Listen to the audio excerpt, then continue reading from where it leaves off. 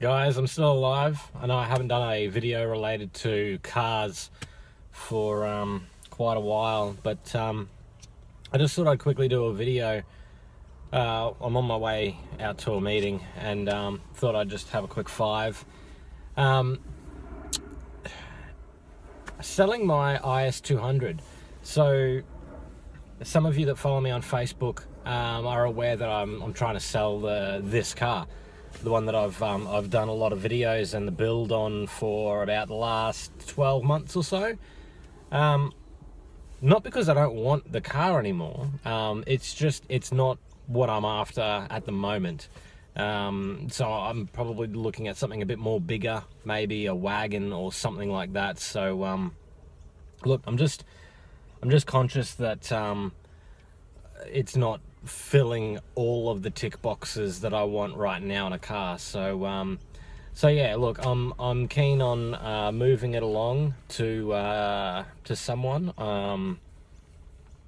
So just a few things that I've learnt whilst it has been advertised is that a lot of people are asking more so along the lines of how did you do it, what parts did you use, etc, etc. It looks really clean, looks factory, all that sort of stuff. And yeah, that's great. Happy to help out anyone that wants to know some more info about that. I usually direct them to this channel, which has a lot of info on the build and how and why I did certain things. So yeah, happy to help with that sort of stuff. Another couple of questions that I always get asked is, oh yeah, I like it, I love it, that's exactly what I want, but it's auto, I want a manual. So yeah, fantastic, that's great. And then they ask me, why did you go auto? I said, well, I wanted to go fast, really. And then they look at me like, what? Is this guy retarded? What is it? I shouldn't say that, sorry. What's this guy on about? He wants to go faster. And it's like, well, yeah, I mean, it shifts under full boost all the time. If you're getting into it, it shifts faster than a manual gearbox can ever shift with this modified valve body. You can launch it on 15 pounder boost off the line. You don't have to worry about dropping the clutch or anything like that. It's exactly what you want if you really want to go fast. If you want to go skids and do drifting and all that sort of thing, auto is probably not for you. Understand that. But also, the price wouldn't be the price if it was manual, guys. You got to understand that making a JZ manual, making it reliable, usually involves at least an R series box, which people want drug money for nowadays, or a Tremac T6060, T56, maybe even a Nissan CD 009, something like that with a gearbox adapter. So making a powerful JZ manual and reliable that won't break shit all the time, and I always see it. Hey, I've just blown up my third gear on my R154. I need another R154 and it's going to cost me $1,500 just for the bare box that's in unknown condition that someone else has probably flogged in Japan for the last 15 years or whatever. Or you can go down the slightly cheaper option of getting a R150 or an R151 from a Hilux, which are behind TGN16 or GGN16 for the R150 for the petrol versions, or the KUN16, which is the diesel R151.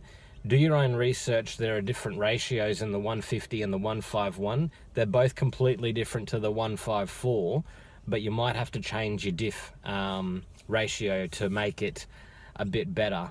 Having said that though, if anyone's actually driven an R154 in the factory manual configuration in a chaser with a 3.7 diff gears, damn, what a lazy fucking car.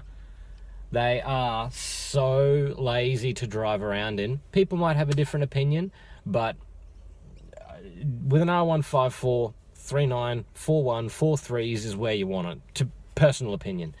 With an R150 or an R151, you may need to go down to a 3.7 or a 3.9 to make it seem like an R154 with 4.3 diff gears, if you get where I'm going with the gear ratios. But anyway, that was a bit of a long-winded explanation. everyone wants, yeah, a manual JZ car. I get that. Number one, I wouldn't have picked this turbo to be in a manual car because it would probably be a little on the big side. It's a T04Z with a 0.68 rear, or a 0.63 rear. Either way, it's got a 67mm front wheel. It's not the most responsive in manual forms that I've driven 1Js in. 2Js, you'd get away with it with that extra capacity, no problem at all. So it's essentially a little bit bigger than a 35R. Automatic, it's great. You can, that high stall converter, the combination that I've got in this car, you don't even notice that the turbo is really that big. In actual fact, if you had the standard turbo or a smaller turbo, a lot of people favor the 3071 or 3076. It would probably be on boost too much, and that might sound a little bit funny, but you'd probably be, yeah, I don't know. It'd be a bit weird on the street, to be honest with you. It might be, yeah, I just don't know. You can go up a significant size with an auto with a high stall converter, yeah, without a problem, without realizing a huge amount of lag or anything like that. Like, yeah, it's got lag. I'm not saying it doesn't, but it's more than drivable. You can drive around every day, just putter around, no worries, get into it, and it's there because the converter flares. You're on boost. It's quite good to drive. So yeah, there's that reason I wouldn't have picked that turbo. And two, yeah, it wouldn't be the price that I'm asking for the price. I understand that autos aren't, auto 1J, auto 2J cars aren't as desired as manual cars, and my price reflects that. So all the guys out there that are like, mate, love the car, love the fact that I can just get into it, everything works, I can just drive it, all the intercooler piping, the exhaust system, all of that stuff, it's mint. I don't need to touch it. Whereas some of the cheaper cars you get like half built or 3/4 built, you just need to do the cooler piping, you just need to do an exhaust system. You know, that shit can add up. That can add up quite quickly when you try and get a reputable fab shop to custom fabricate some of those parts. So having that already done and fit the car like a glove, nothing hits, nothing rattles, none of that sort of stuff, it's a big ticket. It's a big thing where people, when they come and actually see the car, realize, holy shit, it's actually done properly. It's not like those, you know, cheap skid cars that you get and they have to redo half the stuff, or they buy it, next week it breaks, they have to do this, and then they think, oh, performance cars, what a fucking nightmare. So anyway, so yeah, those two things, I guess that the way that I built the car is because I built it for me. I didn't build it for anyone else. And I think that's just, it's kind of annoying me a little bit that the inquiries keep coming at, love the price, love the car, but it's not manual.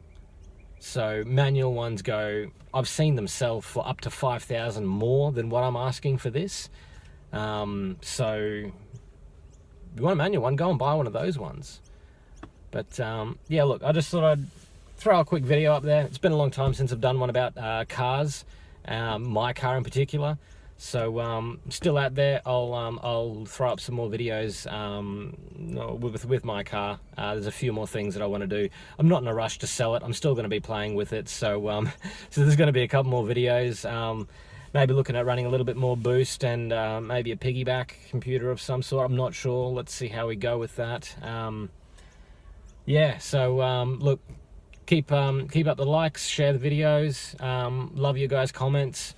I try and get to all my comments, any questions that are in the comments as quickly as I can. But yeah, look, just yeah, thanks for the support. All right, I'll see you guys soon.